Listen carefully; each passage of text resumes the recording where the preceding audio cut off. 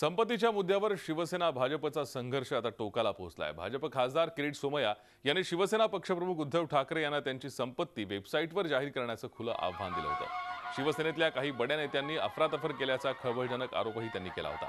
त्याला प्रत्युत्तर देताना खासदार राहुल शेवाळे यांनी सोमय्या स्वतःच बिल्डरचे दलाल असल्याची घणाघाती टीका केली होती। तर सोमय्या यांच्या आरोपानुसार उद्धव ठाकरे यांच्यावर मनी लॉन्ड्रिंगची तक्रार दाखल करावी अशी मागणी काँग्रेसचे मुंबई अध्यक्ष संजय निरुपम यांनी केली आहे।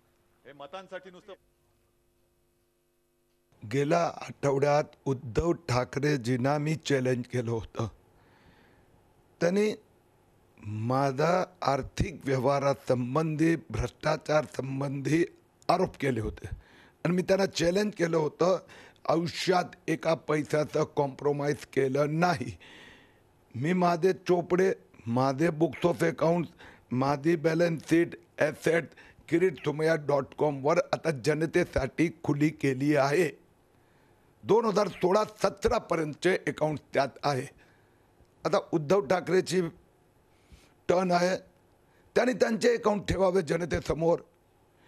मी प्रतिज्ञापूर्वक सांगतोय की मी कोणताही प्रकाराचा कलकत्ता टाईप बोगस कंपनी, खोखा कंपनी, शेल कंपनीमध्ये एक दमडीचा आर्थिक व्यवहार किंवा मनी लॉन्ड्रिंग कुठेच केलं नाही।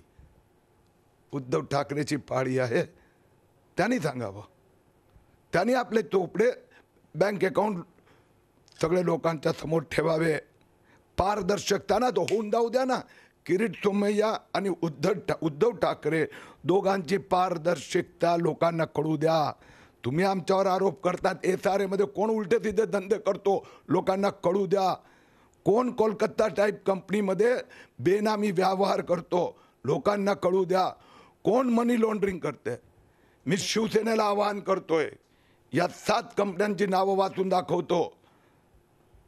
जगमंद्री फिनवेस्ट प्राइवेट लिमिटेड, कीम electronic industries limited, JPK trading India private limited, Lexus infotech limited, वेंगू world jewels limited, yes we jewels limited.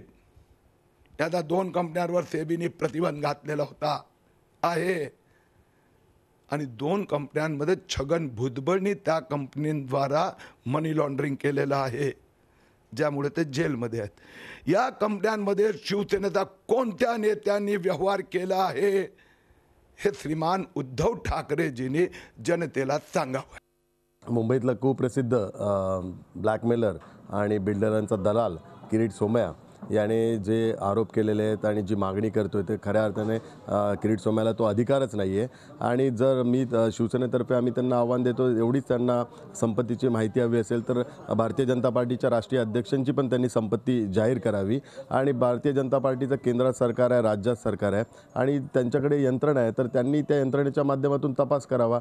मागणी करण्यापेक्षा त्यांच्या यंत्रणेवर त्यांचा विश्वास नाही आहे काय, आणि त्यांची यंत्रणा तिन्ही केंद्र सरकार आणि राज्य सरकार हे निष्क्रिय आहे हे याच्यातून दिसत आहे। आणि वारंवार किरीट सोमय्यांतर्फे जे आरोप केले जातात ते मुंबईकरांची दिशाभूल करण्याकरता आरोप केले जातात। बीजेपी के एक सांसद किरीट सोमय्या ने आरोप लगाया है कि उद्धव ठाकरे शिवसेना के प्रमुख जो तमाम कंपनियों से जुड़े हैं उनमें एक कंपनी मनी लॉन्ड्रिंग से जुड़ी हुई। मनी लॉन्ड्रिंग भी PMLA के तहत एक बहुत बड़ा अपराध है और अगर उद्धव ठाकरे मनी लॉन्ड्रिंग करने वाली कंपनी के पार्टनर हैं, डायरेक्टर हैं, तो ये मुख्यमंत्री और ED की जवाबदारी है, सेंट्रल गवर्नमेंट की जवाबदारी है कि उद्धव ठाकरे के खिलाफ तत्काल केस रजिस्टर करना चाहिए, वरना इस प्रकार के चुनावी भाषणों का कोई अर्थ नहीं। झी 24 तास रहा एक पाऊल पुढे।